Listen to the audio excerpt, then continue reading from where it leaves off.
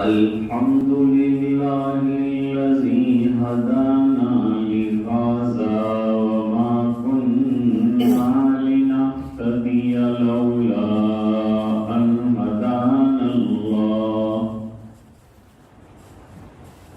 لقد جاءت رسل ربنا بالحق صلوات الله وسلامه على سيدنا محمد وعلى آله وصحبه وبارك وسلم تسليما كثيرا كثيرا. أما بعد، أعوذ بالله من الشيطان الرجيم. بسم الله الرحمن الرحيم.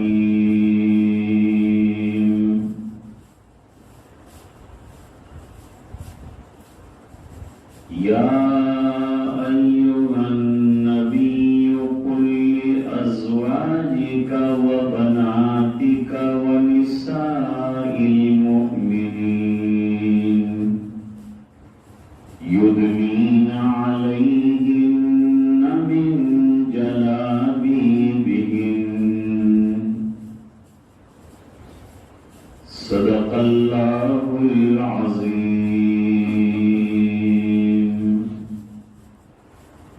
اللهم صل على سيدنا محمد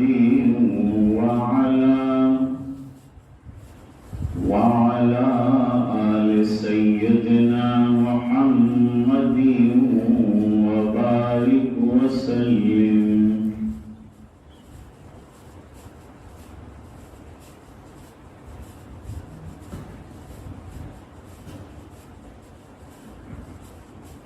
اللہ تعالیٰ نے ہمیں دین جیسی ایک بہترین نعمت سے نوازا ہے.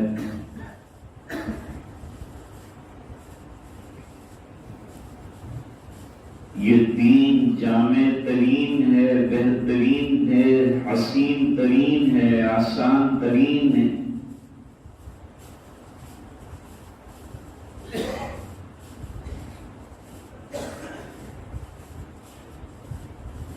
اسلام کے آنے سے پہلے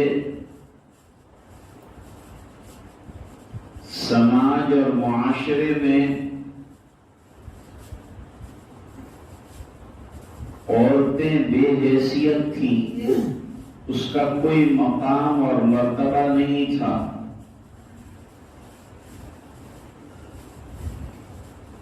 جب چاہتے تھے نکاح کرتے تھے، جب چاہتے تھے نکال دیتے تھے.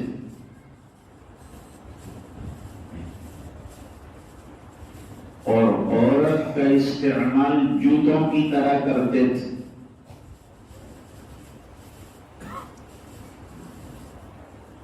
عورتیں بازاروں میں عریان، بے محابہ اور اپنے جسم کا مظاہرہ کرتی پھرتی تھی.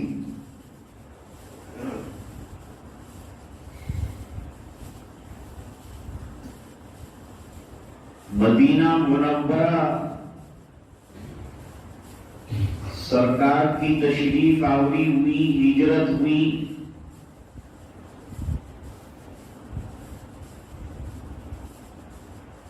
یہاں ایک مزید طبقہ حضور کے مقابلے میں آیا، وہ منافقین کا تھا، جو دوغلی پالیسی رکھتے تھے. دل میں ایمان سے بالکل محبت نہیں تھی، حضور سے عداوت تھی، لیکن زبان پر کلمہ تھا. مسلمانوں سے ملتے تھے تو دین کی تعریف کرتے تھے، اپنے لوگوں میں جاتے تھے تو دین کی برائی کرتے تھے.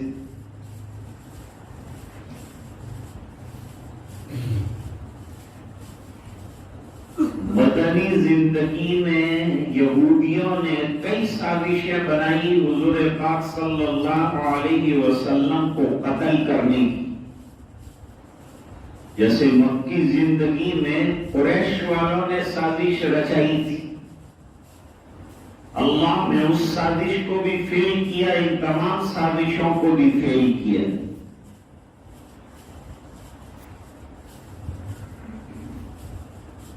اور یہودی مختلف طریقے سے اور منافقین مختلف طریقے سے مسلمانوں کو ستاتے تھے.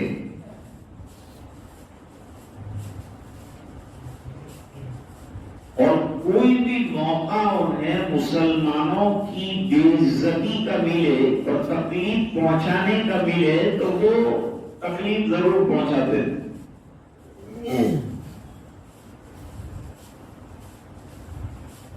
اکثر لوگ ایسا سمجھتے ہیں کہ مکے میں حضور کو بہت تکلیف تھی، مدینے آ کے آرام ہو گیا. مشرکین سے تو پیچھا چھوٹا، لیکن یہاں دو طبقوں نے آپ کو مزید پریشانی میں ڈالا، ایک یہود اور انہی کا دوسرا طبقہ منافقین.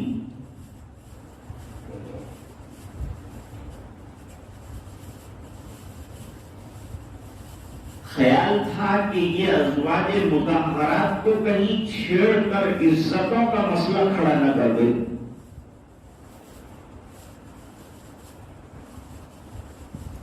اس سلسلے میں سب سے پہلے حضرت عمر فاروق رضی اللہ تعالیٰ عنہ نے رائے دی.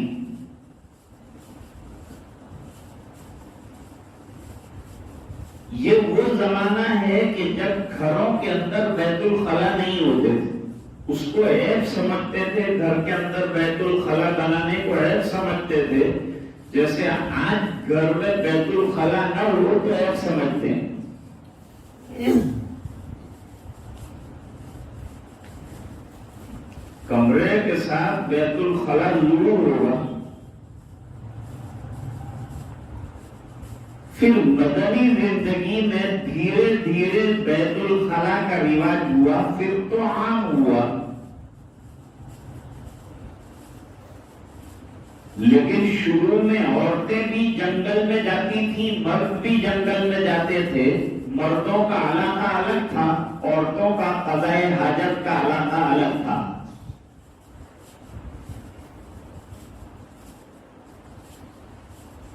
یہودیوں اور منافقوں کی شرارتوں کو دیکھتے ہوئے یہ خیال پیدا ہوا حضرت عمر رضی اللہ تعالیٰ عنہ کو کہ امہات المومنین بھی باہر جاتی ہیں، یہ یہودی کہیں چھیڑ چھاڑ نہ کر دیں، پریشان نہ کر دیں ازواج کو.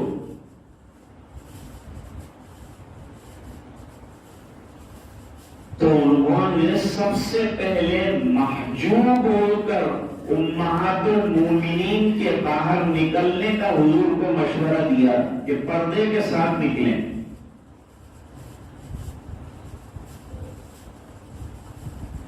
آپ صلی اللہ علیہ وسلم نے غور فرمایا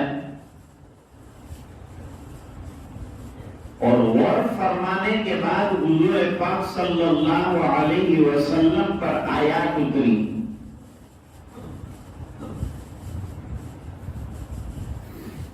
جو ابھی میں نے تلاوت کی اور حضرت قاری صاحب نے بھی ہوئی تلاوت. یا ایھا النبی قل لازواجک وبناتک ونساء المؤمنین، اے نبی صلی اللہ علیہ وسلم آپ اپنی ازواج سے فرمائیے. ازواج تو مطہرات نہایت پاکیزہ، اور ان پر انگلی اور حرف رکھنے کا کوئی سوال پیدا نہیں ہوتا. اتنی پاکیزہ ہیں کہ ان کی پاکیزگی کے لیے ازواج مطہرات کہا. حضرت عائشہ رضی اللہ تعالی عنہ پر تہمت لگائی تھی، واقعہ افک پیش آیا تھا. تو حضرت عائشہ رضی اللہ تعالیٰ عنہ فرماتی ہیں میں الحمدللہ اس الزام سے جو منافقوں نے لگایا ہے بالکل بری ہوں، لیکن لوگ آ کر حضور سے مختلف باتیں کرتے تھے۔ حضرت عائشہ فرماتی ہیں مجھے یقین تھا کہ اللہ کی طرف سے میری برات کا اعلان وحی کی روشنی میں ہوگا، لیکن یہ خیال نہیں تھا کہ قرآن کریم کی سورہ نور میں 10 آیتیں اتریں گی میری برات کے بارے میں، میری برات کے بارے میں جو قیامت تک کے لیے پڑھی جائیں گی اور میری برات کا اعلان ہوتا رہے گا۔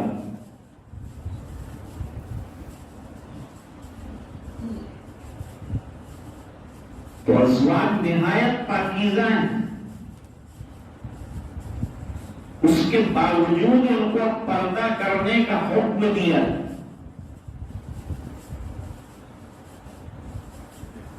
اور کوئی اعتراض کر سکتا تھا کہ بھئی عورت کو گھر کے اندر جکڑ کر رکھ دیا،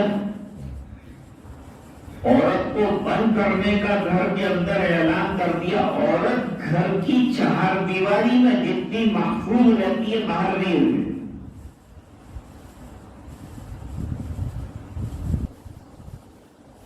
اس لیے ازواج مطہرات اور دنیا کی عورتیں زمانے جاہلیت کی طرح عریان اور اپنے جسم کی نمائش کرتے ہوئے باہر نہ نکلیں، اس کے لیے اللہ تعالیٰ نے قرآن کریم میں آیت اتاری، یہ پردے کے سلسلے کی پہلی آیت۔ سب سے بہترین خاتون کے لیے پردے کی جگہ اگر ہے تو اس کا گھر ہے، اس کا مکان ہے۔ فرمایا وَقَرْنَ فِي بُيُوتِكُنَّ وَلَا تَبَرَّجْنَ تَبَرُّجَ الْجَاهِلِيَّةِ الْأُولَىٰ۔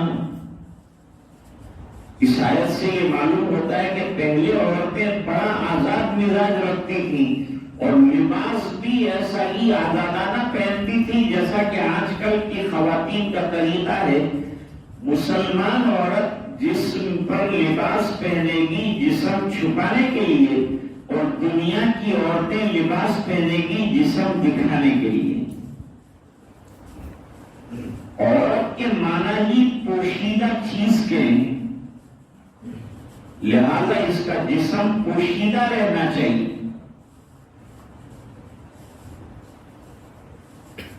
جب نماز میں یہ کھڑی ہوتی ہے تو اپنے پورے جسم کو، بالوں کو، ہر چیز کو ڈھانک کر اللہ کے سامنے کھڑی ہوتی ہے۔ گویا یہ اس بات کا اقرار کرتی ہے کہ اللہ اگر باہر بضرورت جانا پڑا، بلا ضرورت کہ عورت باہر بھی نہ جائے، باہر فتنے ہیں، گھر میں امن ہے،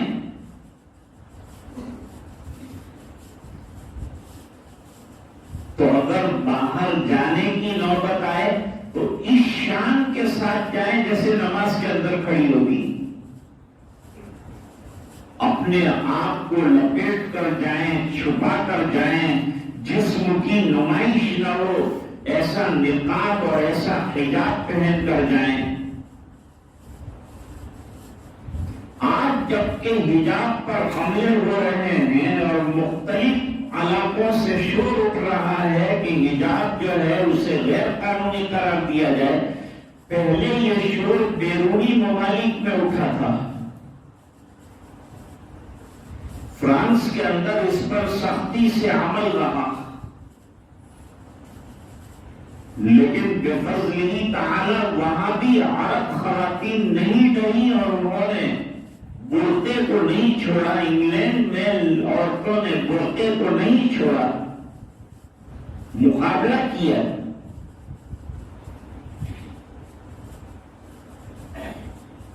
ہم لوگوں کو ابھی واٹس ایپ پر مشورہ دیا جا رہا ہے، بھئی آج کل حجاب کے حالات چل رہے ہیں، اس لیے علماء کو چاہیے کہ حجاب پر بیان کریں۔ جب سے ہم نے تقریر کرنا شروع کیا ہے، جب سے حجاب پر ہم تقریر کر رہے ہیں، جب سے اس پر بیان ہو رہا ہے، لیکن اب ریلا پیر کے نیچے آیا تو ہم کو لوگ مشورہ دیتے ہیں کہ تم ایسا کرو، تم ایسا کرو۔ حالانکہ قرآن کریم 1400 سال سے اس بات کو کہہ رہا ہے، اور ہم ماں بہنوں سے پردوں کو ہمیشہ کے لیے کہتے آئے ہیں، لیکن ہندو لوگ بھی سوال کرتے ہیں کہ تھوڑی عورتیں پردہ کرتی ہیں، زیادہ کیوں نہیں کرتی، اپنے آپ کو کھلا کیوں رکھتی۔ ٹرین کے اندر ایک غیر مسلمہ عورت ساڑی پہن کر بیٹھی تھی، اس کے سامنے ایک نقاب پوش عورت آ کر بیٹھی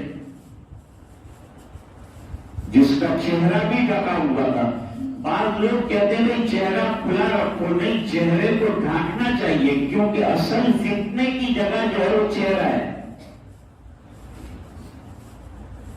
معاملہ آنکھوں سے آگے بڑھتا ہے، اس لیے آنکھوں کو جھکانے کے لیے مردوں کو حکم فرمایا، اور عورتوں کو آنکھ چھپانے کے لیے اور چہرہ چھپانے کے لیے کہا۔ بہترین پردہ یہی۔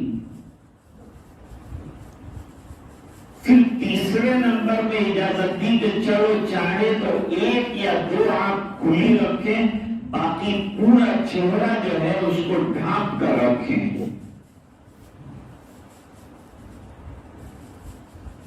اب اس برقع پوش خاتون نے برقعے میں زیورات بھی پہنے تھے، چوڑیاں بھی پہنی تھی، ایئر رنگز بھی پہنے تھے، لیکن نظر کچھ بھی نہیں آ رہا،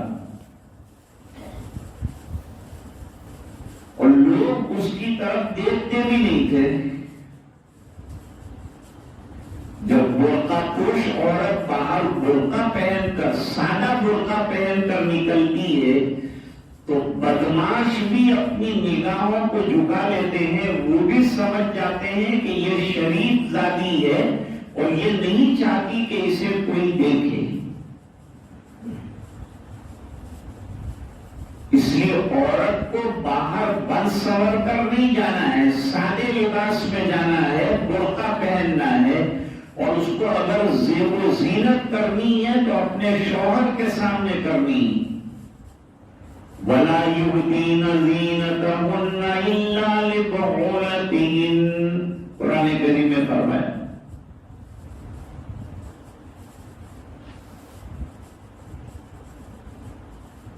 تو اس ہندو خاتون نے مسلمان خاتون سے کہا کہ جتنی تو سلامت ہے اتنی میں سلامت نہیں۔ کیا ہوا بہن، میری سلامتی کا کیسے پتا چلا؟ کہا میں نے زیور بھی پہنی ہے، چین بھی پہنی ہے، سونے کی چوڑیاں بھی پہنی ہیں، تو ہر وقت مجھے خطرہ ہے کہ کوئی چور اچکا جو ہے ایک تو میری عزت پر حملہ کر لے، دوسرا میرے زیورات پہ حملہ کر لے۔ تو نے اپنے آپ کو چھپا کے رکھا ہے، تیرے زیور نظر ہی نہیں آتے تو اس کی نظر بھی نہیں پڑے گی، وہ حملہ بھی نہیں کرے گا۔ تو بری نظر سے بھی بچ گئی اور ظالموں کے حملے سے بھی بچ گئی۔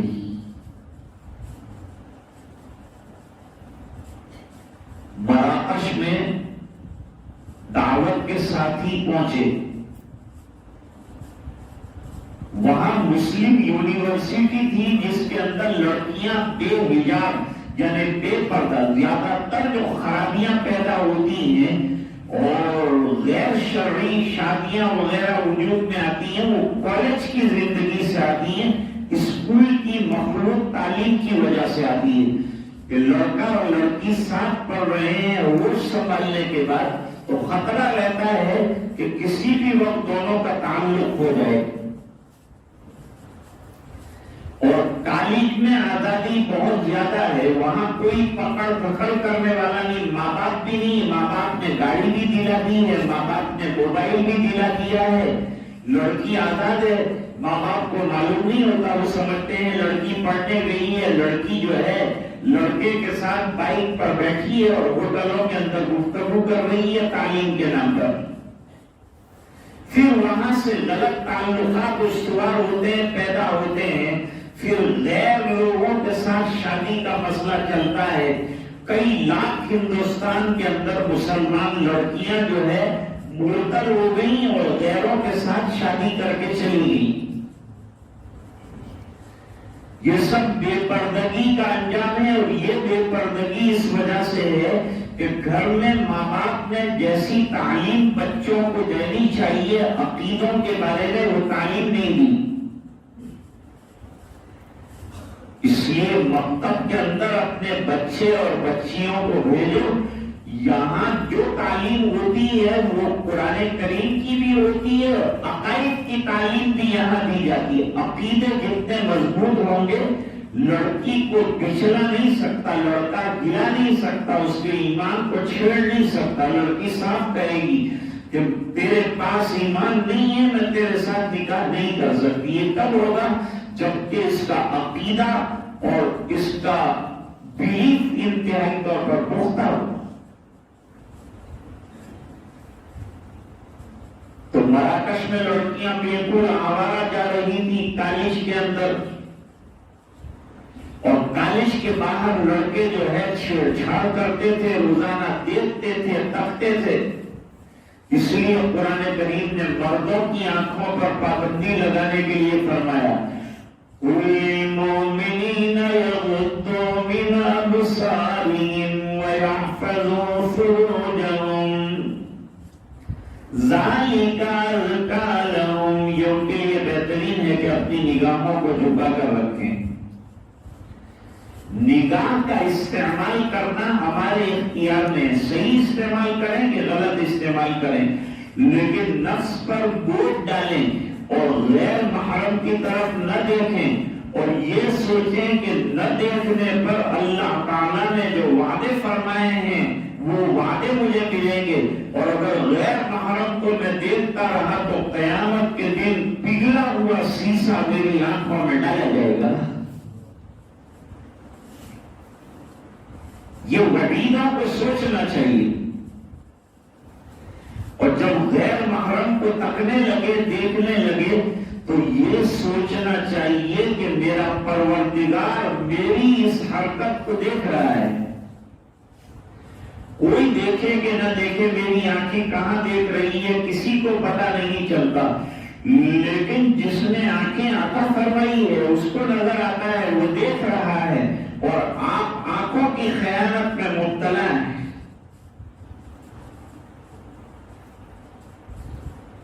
جب آدمی غیر محرم کی طرف ٹکٹکی باندھ کر دیکھ لے یا لگاتار دیکھتا رہے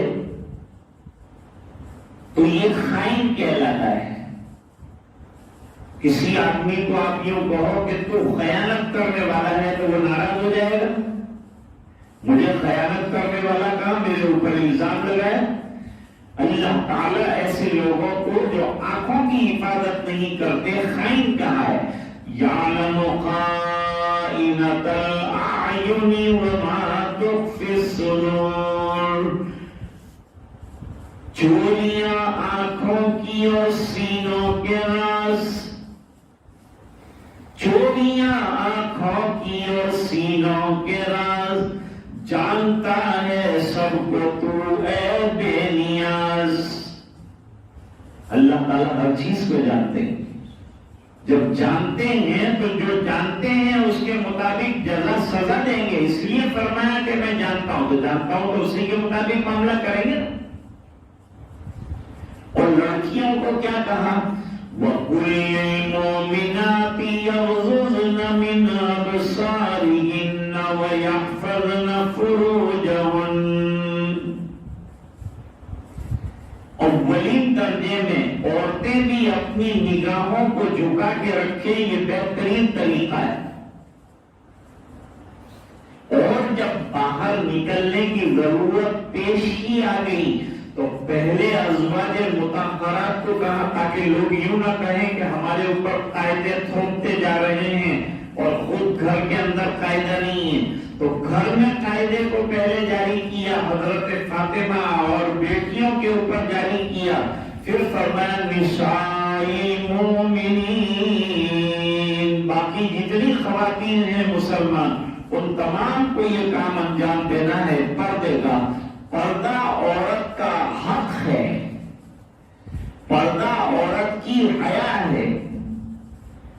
حدیث شریف میں حیا کی بڑی تعریف فرمائی ہے، وَالْحَيَاءُ شُعْبَةٌ مِّنَ الْإِيمَانِ.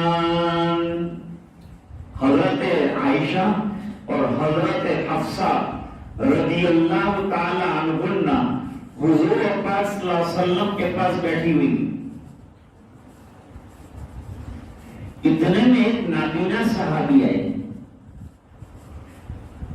تو امتحاناً یا غور و خوض حضور کا کیا رہتا ہے، کیا جواب رہتا ہے، اس لیے دونوں صاحبات اٹھی نہیں بیٹھی رہی. حضور نے کہا جاؤ پردے میں چلی جاؤ. تو انہوں نے کہا حضور یہ تو نابینا ہے، یہ تو دیکھتے نہیں. حضور نے فرمایا وہ نابینا ہے لیکن تم تو نابینا نہیں ہو، لہذا تم کو پردہ کرنا چاہیے. تو نابینا سے بھی پردہ بتایا. ایک اللہ والے کے یہاں ایک خاتون پہنچی، بڑی عمر کے تھے اللہ والے بھی، اور وہ جو عورت آئی تھی وہ بھی 80 سال کی عمر کی خاتون تھی. وہ بھی آئی تھی. یہ عورت آئی تھی بیعت ہونے کے لیے، اپنی اصلاح کرانے کے لیے بزرگ کے پاس آئی. حضرت نے فوراً فرمایا کہ ہمارے کمرے کا جو پردہ ہے وہ کھینچ لیا جائے، اس کو پردے میں بٹھایا جائے.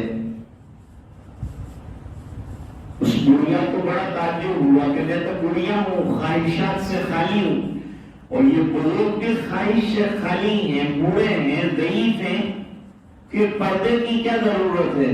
تو حضرت سے پوچھا کہ حضرت میں بھی بڑھیا ہوں، آپ بھی بوڑھے ہیں، پھر یہ پردے کی کیا ضرورت ہے؟ فرمایا خاتون ہم کو اللہ نے جو شریعت عطا فرمائی ہے وہ جوان ہے، ہم کو اس کی جوانی کو مد نظر رکھنا ہے. اس نے جو قانون بیان کیے ہیں وہ بڑھیا کے لیے بھی ہیں اور بڑھیا کے لیے بھی، دونوں کے لیے قانون برابر ہیں، لہذا دونوں پر برابر عمل کیا جائے. حضور پاک صلی اللہ علیہ وسلم نے حضرت زینب رضی اللہ تعالیٰ عنہ سے نکاح کیا. پہلے حضرت زید رضی اللہ تعالیٰ عنہ کے ساتھ ان کا نکاح ہوا تھا. ان سے الگ ہونے کے بعد حق تعالی شانہ کے حکم سے حضرت زینب بنت جہش رضی اللہ تعالیٰ عنہ حضور کے حرم میں آئی اور آپ کی بیوی بنی اور ام المومنین بن گئی، امت کی ماں بن گئی، مقدس خاتون تھی اور بن گئی. حضور نے ان کا بڑا ولیمہ کیا. ان کے ساتھ نکاح کے موقع پر آپ نے بڑا ولیمہ کیا. آپ نے چھوٹے ولیمے بھی کیے. چھوٹے ولیمے میں آپ نے چند لقمے کھجور کے حلوے کے کھلائے. یہ آپ صلی اللہ علیہ وسلم کا چھوٹا سا ولیمہ ہے. کبھی ستو کھلا دیے، یہ بھی ولیمہ ہے. ولیمے کے اندر اپنی حیثیت سے زیادہ خرچ کرنے کی ضرورت نہیں. اور آج کل ولیمے میں بڑی غیر دیانتداری کا معاملہ دیکھنے میں آتا ہے، کیونکہ مردوں کا اور عورتوں کا کھانا ساتھ ہوتا ہے. مرد عورتوں کے پنڈال میں داخل ہو جاتے ہیں اور وہاں نوجوان کھلانے کا شوق زیادہ رکھتے ہیں کہ ہم خدمت کریں گے. نہیں، آپ کی خدمت کی ضرورت نہیں، آپ باہر سے خدمت کی. عورتیں خود کہیں کہ ہمارے پنڈال میں کوئی غیر محرم مرد نہیں آنا چاہیے. بڑی عمر کی عورتیں جو ہیں وہ باہر سے خانچے لے لیں اور پردہ بیچ میں رکھا جائے تاکہ مردوں میں اور عورتوں میں اختلاف نہ ہو. اور جہاں ویڈیوگرافی وغیرہ کا نظام ہو وہاں عورتیں طے کر لیں کہ ہمیں شادی میں یہاں جانا ہی نہیں ہے، اس کو بند کیا جائے تو ہم شادی میں جائیں. کو بھی ایسی شادیوں کے اندر جہاں ویڈیوگرافی ہو رہی ہو اور غیر محرموں کا اختلاط ہو، ایسی جگہ پر نہیں جانا چاہیے۔ ہال میں ایسا ہوتا ہے، ہال کے لیے میں نے کہا ہے کہ یہاں کا ماحول قابل لاحول ہوتا ہے، خطرناک ماحول ہوتا ہے، کیونکہ مرد اور عورتیں سب دن سے باتیں ہو رہی ہیں۔ ارے بھائی پردہ کہاں گیا؟ شرعی پردے کی کیا حیثیت ہے؟ تو حضور نے 10 صحابہ کرام کو بلایا اور کھانا کھلایا، گوشت اور روٹی۔ یہ بہترین ولیمہ کیا حضور پاک صلی اللہ علیہ وسلم نے۔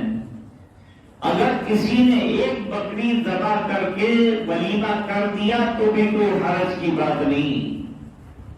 ایک بزرگ فرماتے ہیں کہ میں گاؤں میں جاتا ہوں، اپنے بچوں کا ولیمہ کرتا ہوں تو 5 مرغے ذبح کرتا ہوں، اور 5 مرغے ذبح کر کے محلے کے جو لوگ ہیں ان کو بلا کر کھلا دیتا ہوں اور کہتا ہوں کہ بھئی یہ اتنا ولیمہ ہے۔ بکری بھی ذبح کرنا کوئی ضروری نہیں، اگر اس سے کم ہو ولیمہ تو بھی کوئی حرج کی بات نہیں۔ گھر کے لوگوں نے کھا لیا تو بھی ولیمہ ہو گیا۔ شادی ہو جانے کے بعد سے جو دعوت دی جاتی ہے وہ ولیمہ ہے، اور شادی کی دعوتوں کو لمبا نہیں کرنا چاہیے۔ لڑکی والوں کے ذمہ کھانا کھلانا نہیں ہے، لڑکے والوں کے ذمہ ولیمہ کرنا ہے اور مہر کا ادا کرنا ہے اور عقد نکاح کرنا ہے۔ بس اتنا سا پروسیجر نکاح کے اندر ہے، باقی یہ جو جہیز ہے، بارات ہے، شرعاً اس کی کوئی حیثیت نہیں۔ اسلام میں نہ بارات ہے نہ جہیز ہے۔ بعض لوگ کہتے ہیں کہ حضرت علی رضی اللہ تعالیٰ عنہ کو حضور پاک صلی اللہ علیہ وسلم نے اور حضرت فاطمہ رضی اللہ تعالیٰ عنہ کو جہیز دیا۔ نہیں، حضرت علی رضی اللہ تعالیٰ عنہ کے گھر میں کوئی تھا نہیں، گھر بسانے کی کوئی چیز ان کے گھر میں نہیں تھی، اور حضور حضرت علی کے سرپرست ہیں۔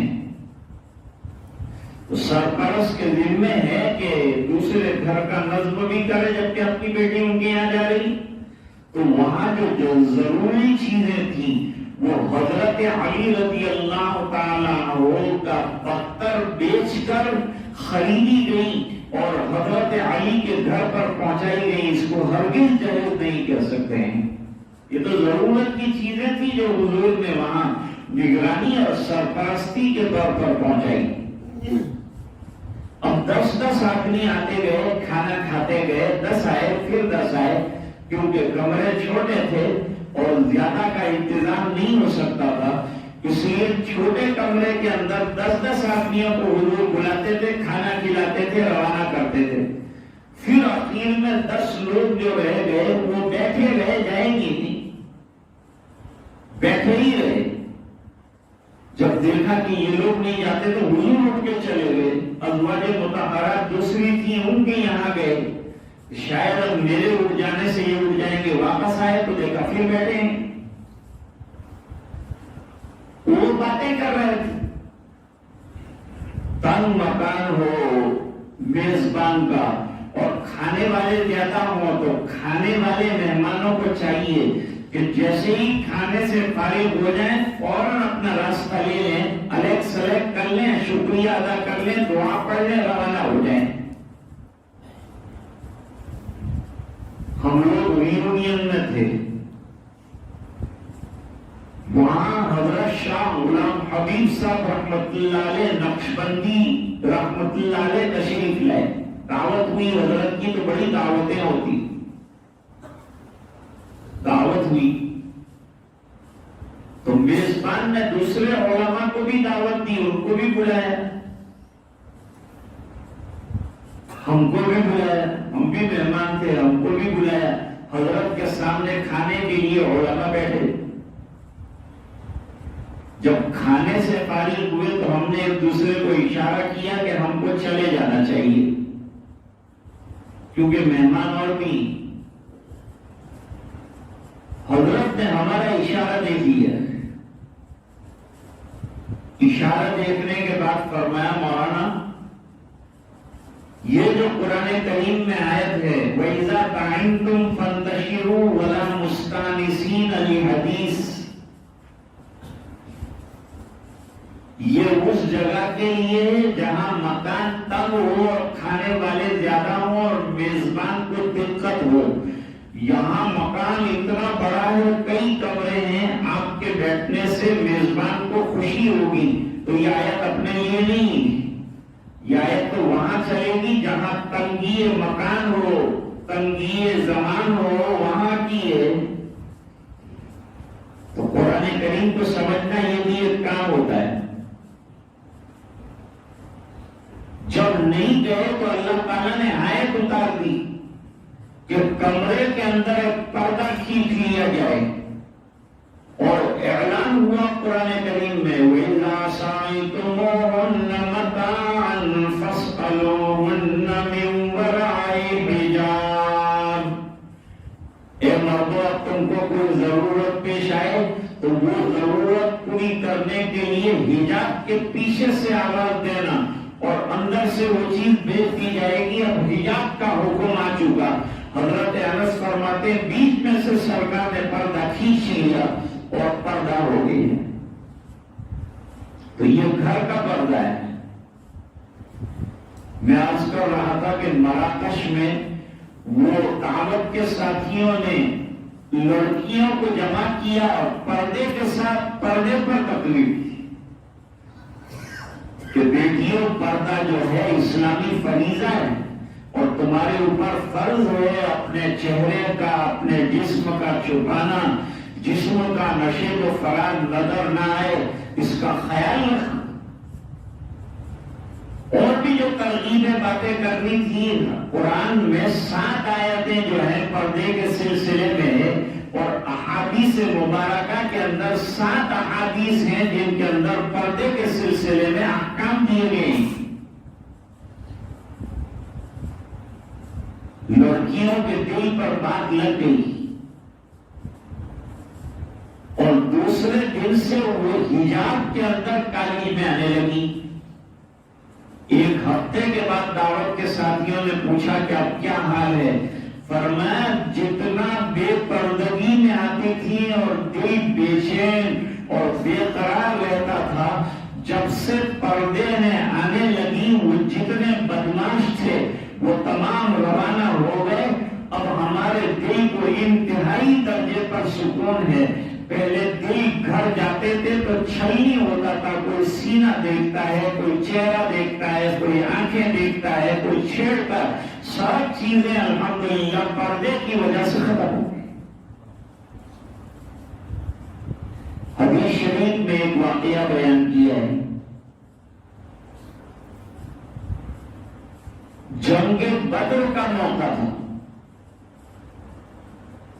اور جنگ بدر کے موقع پر اعلان ہوا کہ کون اللہ کا بندہ اللہ کے راستے میں چلنے کے لیے اور نکلنے کے لیے تیار ہے.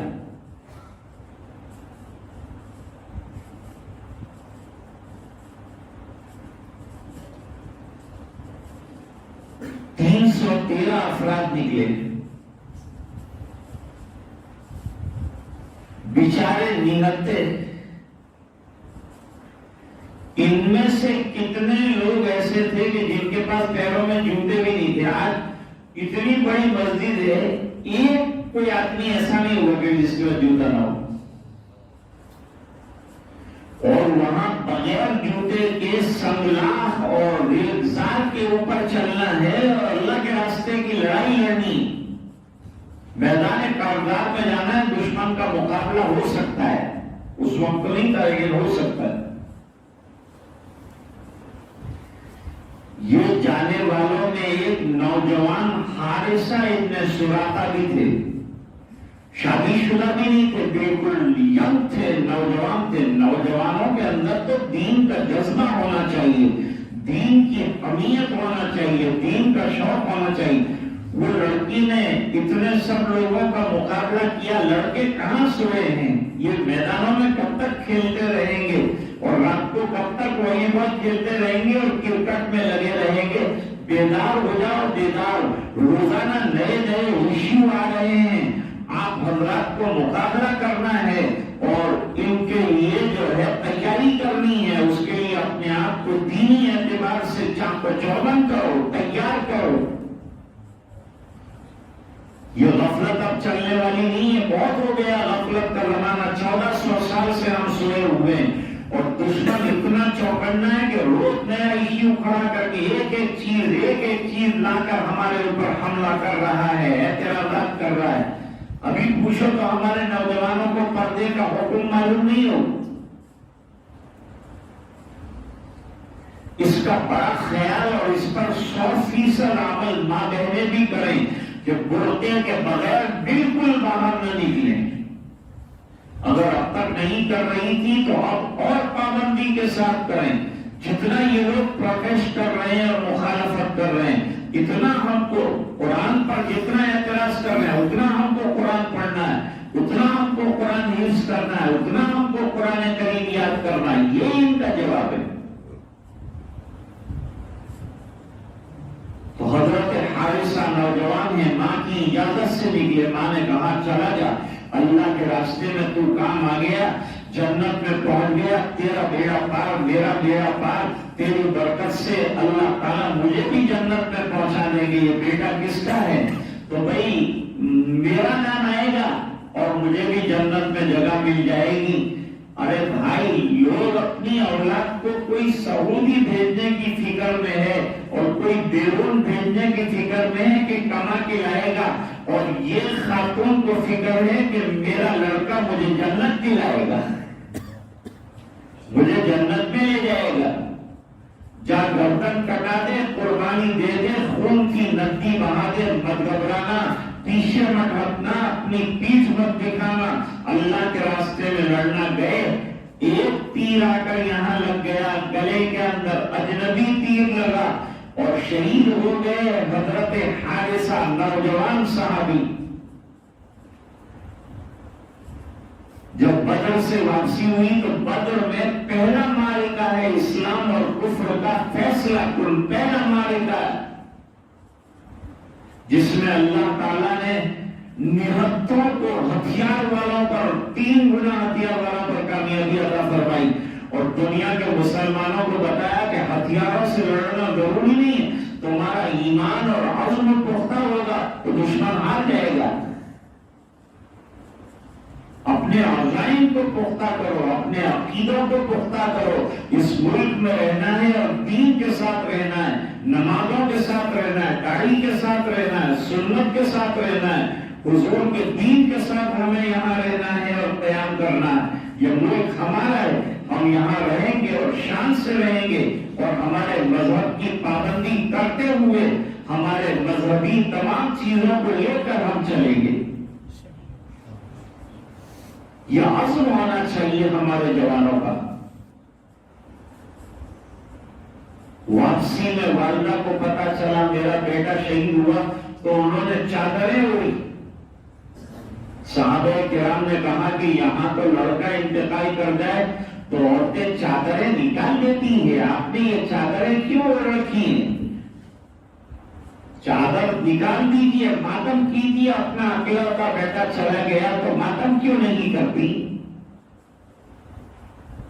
اسلام نے ماتم کو منع کر دیا. ماتم کی جگہ صبر کرنے کو کہا. یہ ماتم دوسروں کا کام ہے, ہمارا کام نہیں, مسلمانوں کا کام نہیں. نبی کریم صلی اللہ علیہ وسلم نے منع فرمایا, من ضرب الخدود وشق الجيوب ودعا بدعوى الجاهلية فليس منا. ماتم کرنا مسلمانوں کا شعار نہیں, صبر کرنا یہ مسلمانوں کا شیوا ہے. اور صبر کرنے والوں کو اللہ کیا دیتے ہیں؟ انما يوفى الصابرون اجرهم بغیر حساب. صبر کرنے والوں کو بے حساب اللہ تعالیٰ عطا فرماتے ہیں. بہرحال بڑا اچھا جواب خاتون نے دیا. کہا تجھے پتا نہیں کہ تیرا بیٹا مر گیا؟ کہا جی بیٹا مر گیا ہے لیکن حیا زندہ ہے. یہ جو پردہ میں کر رہی ہوں اور یہ جو برقع اڑ کر آئی ہوں اور یہ جو چادر جسم پر لپیٹ کر آئی ہوں, یہ میری حیا کی نشانی ہے. میں با حیا ہوں اور اسلام حیا کا ترجمان ہے. اس بنا پر عورت تو حیا کی پیکر ہے، اس کا پردہ اس کی عزت کا تاجدار ہے اور اس کی عزت کا رکھوالا ہے، اس کی محافظت کرنے والا ہے، اس کی ناموس کا بڑا خیال رکھنے والا ہے یہ پردہ اور برقع۔ اس لیے جو لوگ پردے پر اعتراض کرتے ہیں ان کو قرآن و حدیث کا مطالعہ کرنا چاہیے۔ دنیا کے حالات، جتنے حالات اور جتنے قتل اور جتنی بدکاریاں دنیا میں واقع ہوتی ہیں وہ بے حیائی اور بے پردگی کی وجہ سے ہوتی ہے، پردے کی وجہ سے نہیں ہوتی۔ پردے کی وجہ سے تو حالات درست ہوں گے، اور یہ جو روزانہ کے زنا جو جبر ہو رہے ہیں اور روزانہ کی جو قتل و غارت گری کے واقعات پیش آ رہے ہیں وہ سب ختم ہوں گے۔ یہ بے پردگی کا نتیجہ ہے کہ بے حیائیاں آئیں، اور بے حیائیوں کا نتیجہ ہے کہ قتل و غارت گری اور زنا کا بازار گرم ہوا۔ پھر اس خاتون نے حضور سے عرض کیا کہ اللہ کے رسول میرا لڑکا کام آ گیا، جوانی میں خون بہا دیا اللہ کے دین کے لیے، اس کو کوئی جنت بھی ملی کہ میں رو اتنا رو اللہ کے دربار میں کہ اللہ اس کو رحم آ جائے اور جنت دے دے۔ حضور نے فرمایا اللہ کی جنتیں بہت ہیں، ان میں سے تیرے بیٹے کو اللہ تعالیٰ نے اعلیٰ درجے کی جنت، جنت الفردوس عطا فرمائی۔ تو آج کی بات کا مضمون یہ تھا کہ موجودہ دور میں حجاب کا مسئلہ کھڑا ہوا ہے، ماں بہنوں کو اس کا مقابلہ اس طرح سے کرنا ہے کہ اگر اب تک حجاب میں نہیں تھی